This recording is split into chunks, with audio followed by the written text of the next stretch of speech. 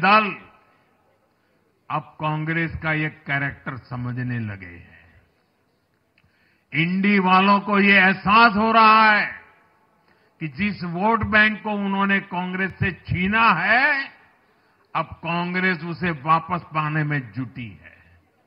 इसलिए दिल्ली में हमने देखा, इंडी के ही दलों ने एकजुट होकर कांग्रेस को हैसियत बताने की कोशिश की, अपने वोट बैंक को रोकने की कोशिश की। ये मीडिया वालों को पता नहीं समय नहीं मिला, अब तो समय ही समय है उनके पास। इंडी गठबंधन पूरा दिल्ली में कांग्रेस के खिलाफ मैदान पे उतरा था, और फिर भी क्या हाल हुआ देखिए, दोनों तरफ।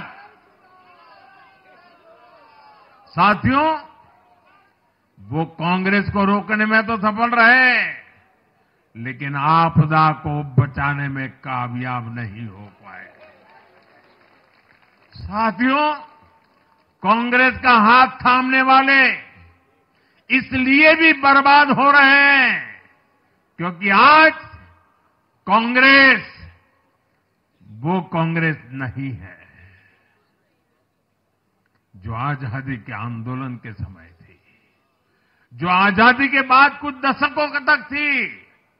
आज वो कांग्रेस नहीं है। आज कांग्रेस देश हित की नहीं, अर्बन नक्सलियों की राजनीति कर रही है। कांग्रेस के नेता जब कहते हैं वो भारत से लड़ रहे हैं, इंडियन स्टेट से लड़ रहे हैं, ये नक्सलियों की भाषा है। ये समाज में, देश में अराजकता लाने की भाषा है। और यहां दिल्ली में तो आपदा भी उसी अर्बन नक्सली सोच को ही आगे बढ़ा रही थी। कांग्रेस की ये अर्बन नक्सली सोच राष्ट्र की उपलब्धियों पर अटैक करती है। ये पूरी दुनिया में अपनी ही सोच का आर्थिक, सामाजिक और राजनीतिक निजाम लाना चाहती है। जब ये कांग्रेस में अर्बन नक्सलियों का डीएनए घुस गया है, तब ये कांग्रेस हर कदम पर बर्बाद हो रही है। साथियों, आज दिल्ली से मैं देश के नौजवानों से भी अपना एक आग्रह दोहराना चाहता हूं। मैंने 1 लाख नौजवानों को राजनीति में आगे आने के लिए कहा है। ये मैं इसलिए कहता हूं कि देश को सही मायने में एक गंभीर पॉलिटिकल ट्रांसफॉर्मेशन की जरूरत है।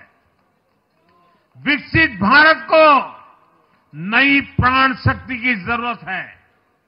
21वीं सदी की राजनीति को नए आइडिया, नई ऊर्जा की जरूरत है, नए चिंतन की जरूरत है।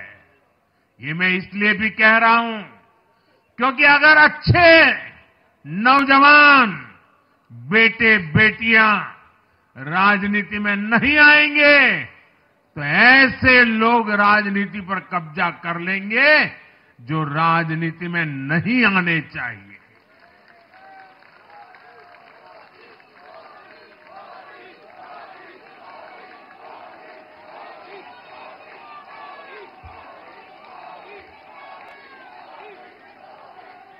साथियों, सफलता असफलता अपनी जगह पर है, लेकिन देश को धूर्तता और मूर्खता की राजनीति नहीं चाहिए। एक तरफ धूर्तता है तो दूसरी तरफ मूर्खता है।